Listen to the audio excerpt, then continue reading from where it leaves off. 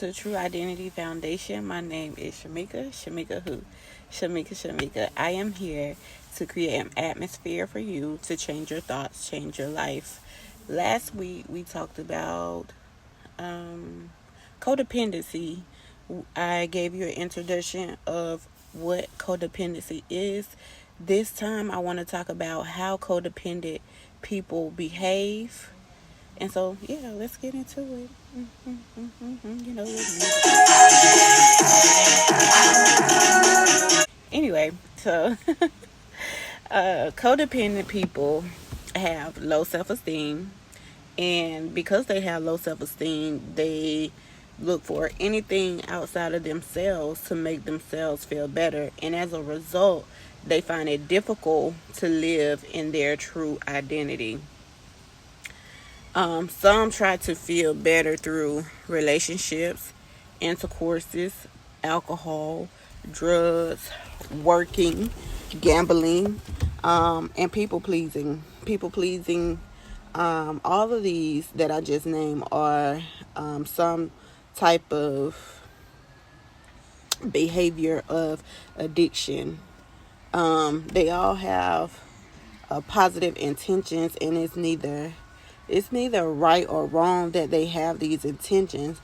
It's just the condition of their hearts, and it's typical of codependence to take care of people who are experiencing all types of hardships, but without realizing this affection that they have for these people, they become overwhelmed, and then they begin to reject the person. Codependent often takes on a crucified role as if they like Jesus, the Messiah, and then they become the number one supporter or cheerleader for that particular individual who is in need. And that particular person who is in need, take advantage of that person's heart. For example, as a wife may cover for her husband who is addicted to drugs or who is abusive, or for a husband, he may use his authority or his power of influence to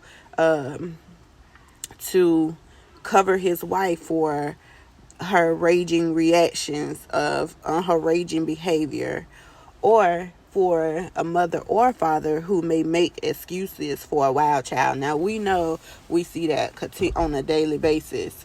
Listen, the root problem of codependency is those who are saving, those whom they are saving.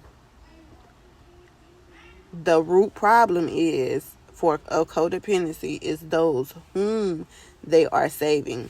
By saving these victims, by saving these victims from danger or difficulty, they are able to continue their destructive course and become even more dependent upon the unhealthy and sheltered.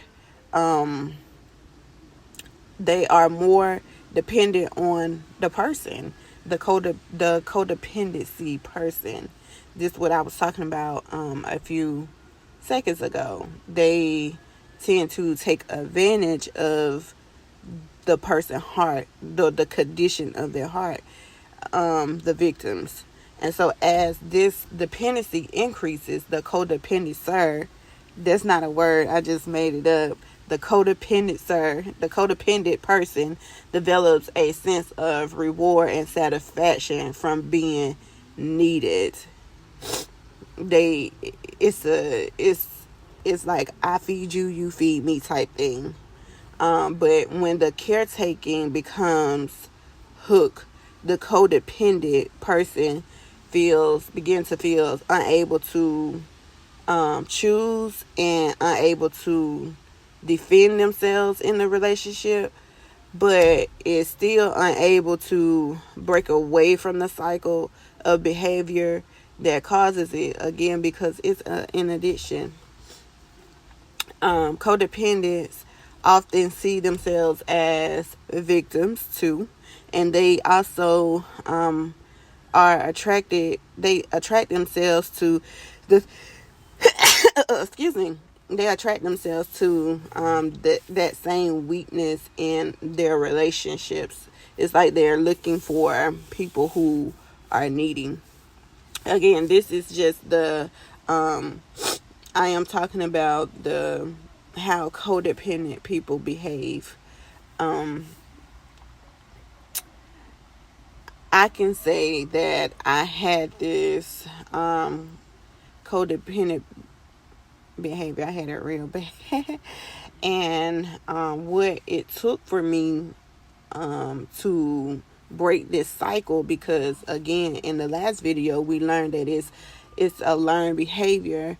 And what it took for me was me getting close to Jesus. Once I began to get close to Jesus and God began to give me the tools that I need to break this cycle, I was able to break this cycle. I am no longer a person who is out here people pleasing. I am direct. I let my yes be a yes and my no be a no. I don't sugarcoat anything. And I'm not looking to be somebody's Jesus. I am looking to be a coach to help somebody that is already wanting to do or walk through the process. But I am not here to be somebody Matt or underdog or convince them. They have to already be convinced. And I am not here to I'm not here to take on just the crucifying role and become someone's number one supporter to the point to where it's leading them continuously in the addiction that they have for themselves. I was in a marriage where this cycle was this was a cycle where I would feed into his addiction. And because I continued to feed into his addiction, I think the addiction grew stronger and stronger as I covered for him, as I protected him, as I was this codependent person. I learned that even though I have a big heart, even though I care, even though I have the heart and love of God, with that it still come boundaries. And so God began to give me the tools to be able to put into practice and begin to set a standard for me and his kingdom within me and around me. And that began to break the foundation of codependency. And when there was no more codependency, that's when a whole lot of other issues began to conspire. And that's when I knew that I was not walking in my true identity. I had been living in a lie according to my identity and what I was taught. And that was one of the things that I had to let go in order to continue to walk with God. And since then, I have been continuously putting that into practice, continuously enforcing those boundaries, continuously saying those affirmations that he has given me, continuously practice what he has, all the tools that he had given me to overcome that addiction.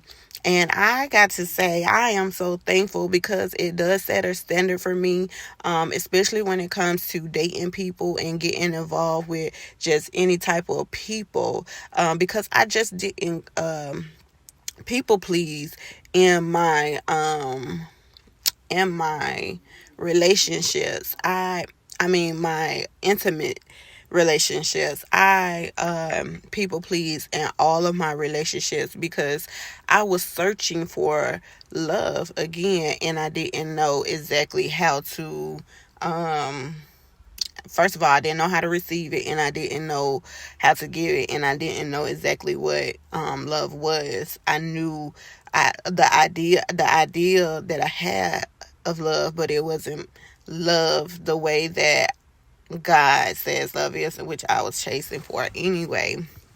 And so I had to learn this, and the way was difficult, but I'm telling y'all it's purposeful, because now that I have laid that to my foundation, and I stand on that foundation and I walk in it, it separates you from people uh who would just take advantage of you and have you in the same place, who is not going anywhere. It will separate you from those people. And so I am thankful that God saw fit to bring me out of that land and into this land, where milk and honey is. Baby, I'm loving it. I love my new relationships, and I love me even the more, because I feel the worthiness that God has said that I am. I feel it, and I'm able to walk in it, and I'm able to lift my head up high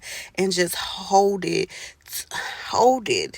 And I'm thankful for it. And so I'm here to tell you, like, if you are that codependent person, if you have these symptoms, and believe you me, I know a lot of people on here do and will deny it, because when God showed it to me at first, I did deny it. But it's okay, because he has a way of breaking that ground. He has a way of getting his way. So if it's meant to be, it's meant to be. But yeah, if you are wanting to break that codependency, and you need some tools, please contact me. You can contact me at Coach Shamika at TrueIdentityFoundation.org. You can go to my website at www.trueidentityfoundation.org. You can send me a message on Facebook, Instagram, Coach Shamika. Y'all can look for me. I'm here and I'm available to coach you and give you the tools that you need to overcome codependency. Until next time, you guys, you ladies, I don't want to say God's people. Until the next time, God's people. Over and out, I guess. I don't know. I have to come up with me an introduction and a final saying. Y'all help me out with that. Okay, bye.